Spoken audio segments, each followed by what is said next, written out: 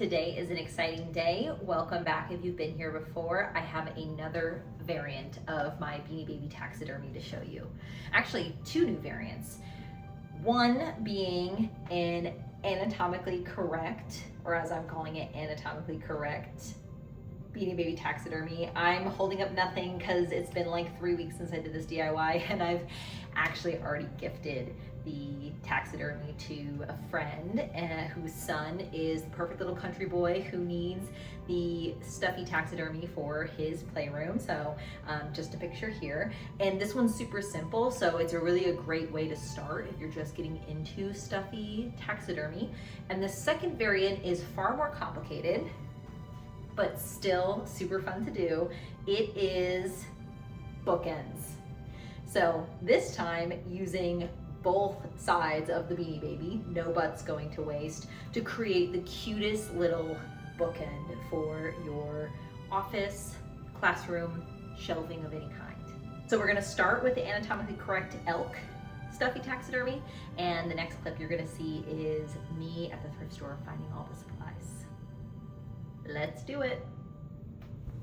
On this day, I was trying to beat the rain, good old southern Alabama, and let it be known that I was actually not looking for these things when I came in. The thrift store manifested them for me. Please don't be crazy expensive.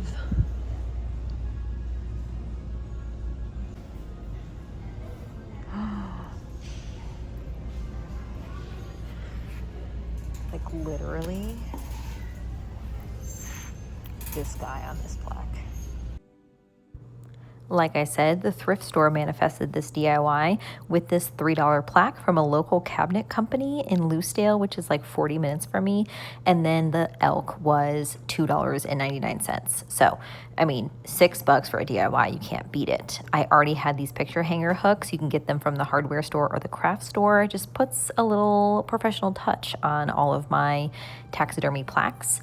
And there's no decorating with this one. You know, this is super simple. This is like as you would see in a dive bar or some fancy lawyer's office. The taxidermy is just the animal on a big wooden stained plaque. So cut my elk in half, and I actually decided to remove the front legs.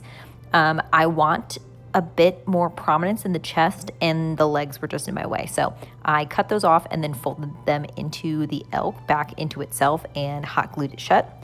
And as you can see, I hot glued the back all together. And at this point, this is like a little extra, but I decided to hot glue the ears up to the antlers because the ears were kind of wonky and I wanted them to sit better. From there, it's just adding the hot glue and hot gluing this sucker to this plaque. It was so easy. This thing took me like 15 minutes. And again, being extra, I'm doing a little dab of hot glue onto the antlers and then just touching the antlers to the plaque behind it. Again, this is just to make it all stand upright the way that I want. And there she is. I mean, look at how cute. It was so simple. It took no time at all. And just to show you what it looks like, I am putting up my little elk on the wall before, like I said, ultimately gifting to a friend of ours, coincidentally also from Lucedale. So this little puppy is going back to where he belongs in a playroom for a little 2-year-old boy. And that is how you make an anatomically correct elk stuffed animal taxidermy. Like I said, I've already given it away, so I can't show you any more final shots of it. But I found that plaque for $3 and that elk for $3. Super simple. All you need is some hot glue and you can put it all together. Now let's do the bookends. This one was far more in depth, far more supplies are needed, but it's awesome because there's an actual function to this DIY. And we love functionality and creativity all in one. Are you being my lovely assistant? Yeah. You are my lovely assistant. Are you trying to take over my craft? No, I'm just trying to help you. Go inside and get some isopropyl alcohol. Now, dear, we'll just take a look. Yeah. Yeah. Ooh. Oh. Very nice. Perfect. Yeah, see all of Wow. you know, it is going to be a better product, so.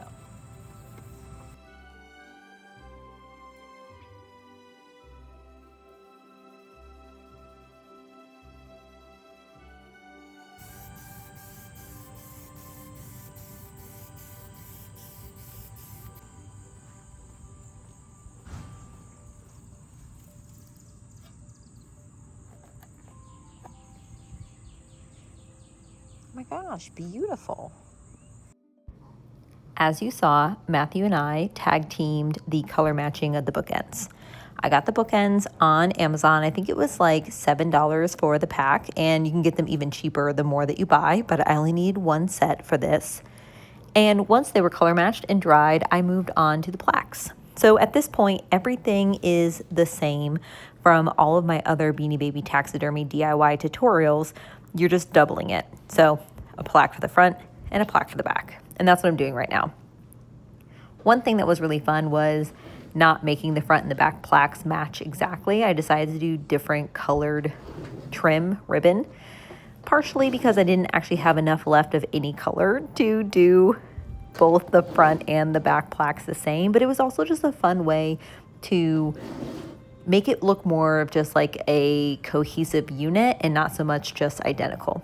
So light blue and purple for the front plaque, and then I ended up doing white and yellow for the back plaque, which was really fun. Again, just a way to incorporate as many colors from the background fabric as possible. Again, this is always done with E6000 glue and just lightly holding down the trim until it's in place, only a couple seconds, and I keep moving along. Typically, the first round of ribbon isn't even dry and I move directly onto the second. I've never had any issues. So you can see here, I just sped up the second plaque ribbon adhesion just for time purposes, but just gently putting slight bits of E6000 all the way around as you press down the ribbon. From there, poor little weenie here is getting sacrificed, as all of my Beanie Babies do. And this specifically was new because I've never done a butt before. All you have to do is add more polyfill back in to reshape the Beanie Baby, and then using hot glue to close up all the seams. I just like to do this so it's a nice fresh surface to adhere to the plaque. So you can see I'm adding a butt ton of hot glue, pressing down the Beanie Baby into the plaque, like 10 seconds. And then honestly, I'm moving right along to decorations because that's obviously the best part.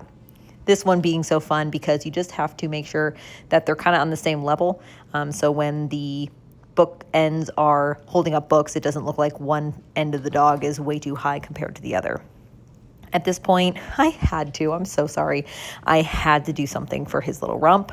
And then classic hat, classic ribbon around the neck, all of the classic decorations. And then I just decided to go a little crazy and just do this almost like little frilly front. I don't know why.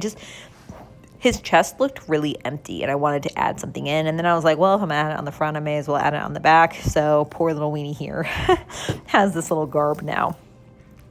I did decide just to use double-sided tape to adhere the plaques to the bookends. And that truly was just because hot glue and E6000 were not working. Yes, I tried. Just press them together. This stuff is freaking industrial. I got it from Lowe's and I've used it for several projects and it works fantastic. So added that onto the front plaque and the back plaque, pressed them for like 20 seconds into the bookends. And now my little weenie the dog is just about complete. Couldn't help myself, had to add a little extra frill, a little extra trim just to where the plaque meets the bookend, metal bookend, and just to, again, just cover up the seam. So I just thought that was a cute little addition, and here he is. How hilarious is this? What a fun way to make sure that all of your books are upright and organized. I can't wait to do another one like this soon. It was just such a fun way to utilize both the Beanie Baby front and back, which I've not had a chance to do before.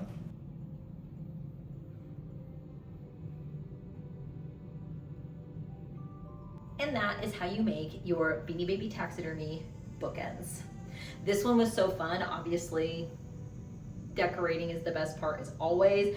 And I went a little overboard, like color matching everything, but it's just the icing on top because this is a birthday present for one of my best friends, Megan, who has a dachshund of her own, little Perry. So this is like a little Perry 2.0. So hopefully she loves this. Once again, all of the supplies are available in the link below in the description, so you can see everything that you'll need to make these DIYs. And I have a full list of Beanie Baby DIYs in my playlist below, so you can check that out as well. I do think I have a couple DIYs in mind that are not Beanie Baby related. So if you're looking for some variety in the DIYs that I do, sit tight because I'm moving back to some other DIYs that I've been meaning to get to. As always, thank you so much for watching. See you in the next one.